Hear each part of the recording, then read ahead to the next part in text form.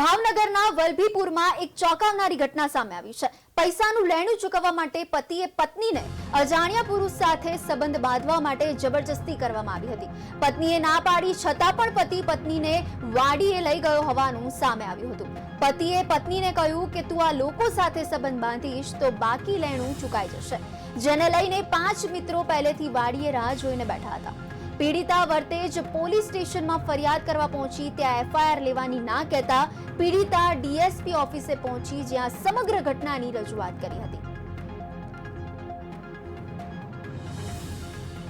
ને મને દાણા જોવાના બને લઈ ગયો તો મેં એને ના બી પાડી કે ના, કે તારે આવવું પડશે।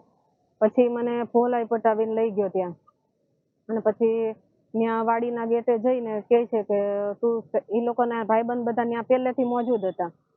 તો પછી એમ મારા શેઠ ત્યાં રહી કે તું આવી રીતના ગલત કામ કરી કે તો આપણું લેણું છે કે બધું જતું રહે એમ। તો મેં એને ના પાડી તો ત્યાં એના ભાઈબંધો લોકો મોજૂદ હતા, એ મને ખબર નહોતી। પછી એક બધા આવવા મળ્યા। પછી કે તારે આ કામ કરવું જ પડશે કે નહીં તને કે અહીંયા મારી નાખશું કે તારી પાછળ કે કોઈ છે નહીં કે તને મારી નાખશું કે તું આ કામ કર જ છે કે। તો મેં ના પાડીને છતાં એ લોકોએ બળજબરીથી મને